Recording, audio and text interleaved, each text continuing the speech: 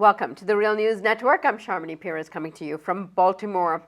Just as we are all decompressing from the disappointing outcome at COP21 in Paris and reeling from the fact that the word fossil fuels does not even appear in the international agreement on climate change, today the U.S. Congress is on the brink of agreeing to end a 4-decade ban on most exports of crude oil. The deal is a part of a broader deal made in Congress to the oil industry by way of a spending bill. The $1.15 trillion spending bill, negotiated in secret talks over the last 2 weeks, would be difficult for President Obama to veto. The administration is claiming that they are opposed to lifting the export ban. To figure out what this is all about, I'm being joined by Steve Horn from Madison, Wisconsin. He's an investigative journalist and research fellow at DSmog blog. Steve, good to have you with us. Again, thanks for having me.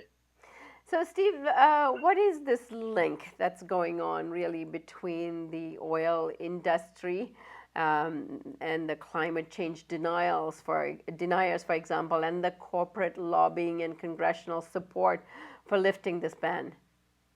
Well, that's a long story. I think the long and short of it is that the oil industry, through think tanks and through lobbyists, and both I think have to be put on equal pedestals in terms of how important the efforts have been. But through those think tanks and through lobbying, have pushed this through, especially in 2015. It's gotten a lot less notice, say, than the Keystone XL pipeline got this year. And say just individual things like that are happening in communities. For some reason, this oil exports thing never really resonated in a major way with environmentalists. It wasn't really anything that was ever fought very hard against. And so, unfortunately, the environmental community just wasn't really prepared come this push that was inserted into this budget bill. It actually was inserted during the Paris Climate Summit at the very end of it. The second week, that's when it was announced that it was going to be part of this budget bill. I think it caught everyone by surprise, maybe even including industry observers, people in the business press. I don't think anyone really thought that it would happen this year. People thought that it was a moonshot, but even stories last week were saying it was a 20 or 30% chance. A story that appeared in Bloomberg, for example, there was an analyst from Clearview, and he said there was a 20 or 30% chance. Now, 1 week later, that same analyst is saying it's close to 90 to 100% certain. And it's, of course, the language is now actually in the bill. So unless someone in Congress takes it out, or unless President Obama says he's going to veto it, unless that language is taken out, it looks like it's going through, among other things like subsidies to the refining industry and subsidies, I will say, to the wind and solar industry. So pretty much everyone got a little bit of what they wanted, kind of what was at the top of their wish list. And so the wind and solar industry isn't going to fight against the oil industry on this one because they got what they wanted too. And so it's a pretty ugly outcome and a pretty ugly end of the year development that's happened here in the United States. So, Steve, how does these subsidies compare in general with the total amount of subsidies given to the fossil fuel industry? Well, so the refining industry was very worried about the fact that if the spigot was lifted on oil exports, they would be bankrupted. They wouldn't have the profits coming their way because a lot of the oil that they were refining is now going to go to the global market. And so, of course, that was taken care of in this bill and a different provision. Actually, that at the very end of the bill, it's a 2009 page budget. And on page 2008 and 2009, the last 2 pages, is this massive subsidy that 25% of their transportation costs are now going to be subsidized by United States taxpayers instead of by them. So that's obviously a huge expense, moving their product either to the refineries or from the refineries. That's now subsidized by United States taxpayers. And that was a concerted lobbying effort by this group named Consumers and Refiners United for Energy, or Crude. And they were led by a lobbyist who used to be the general counsel, actually, by Vice President Joe Biden. His name is Jeffrey Peck. And so since 2014, they've been lobbying.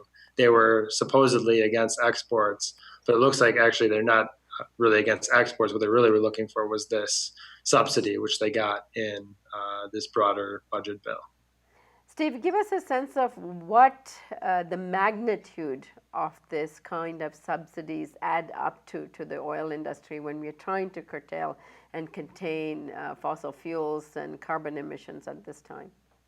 Well, G20 countries, that is the global superpowers, the financial superpowers, in total, in the past decade or so, have given trillions of dollars in subsidies to the fossil fuel industry. This was in a report put out by Oil Change International right before the G20 summit, which Global Leader Summit, which took place just before the Paris Climate Summit. And so the bulk of those subsidies come from the United States and Russia and China.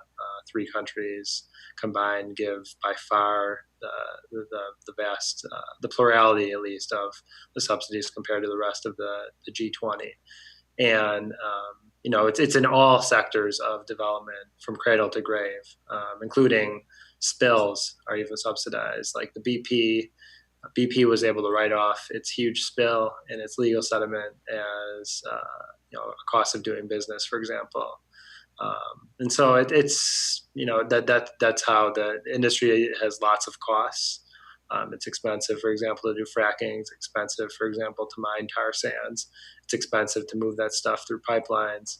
And so if they can cut some of those expenses, which they do by getting subsidies from the United States government, from United States taxpayers, that's what they do. And so this is just a really, I think, a teachable moment right here in the budget bill. This refinery thing, where these refiners look like they were patriotic actors in the United States and pushing against United States oil from being exported to the global market. I think even some environmentalists were thinking those refiners could be allies. It turns out, of course, when they got their subsidy in the budget bill, they're all for the oil exports thing as long as they got their piece of the cake too. So it's just a very good example of how things work in the United States in terms of subsidies. Steve, you've recently written a report saying that Texas Eagle Ford Shale Basin, the most prolific shale oil basin in the U.S., has declining resources. But what is the significance of this bill and the lifting of the ban has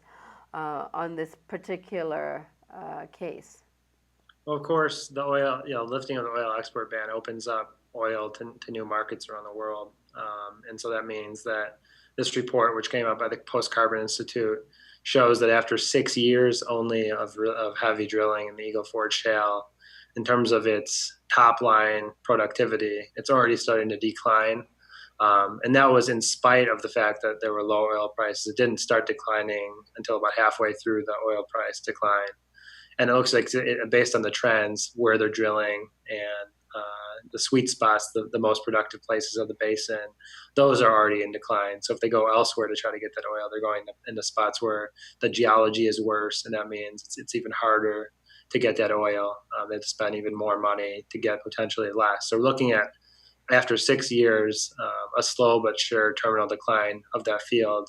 That means that, of course, with the exports and with these subsidies, say, to the refiners, we're looking at it being drained about as quickly as it can. We're doing everything we can in our power, at least the United States energy policy, to drain the field. And that means, of course, what comes next. And there's all these community impacts. There's all the methane impacts of the methane pollution, and the climate change, the groundwater impacts, all of those things. And of course, the Trump card is climate change. But and then what comes next? Of course, this resource isn't being used in a very wise way. It's just the drilling is being dictated by Wall Street and being dictated by the private equity firms and hedge funds and that sort of thing. And so it raises all these kinds of questions, like what is United States energy policy actually based upon?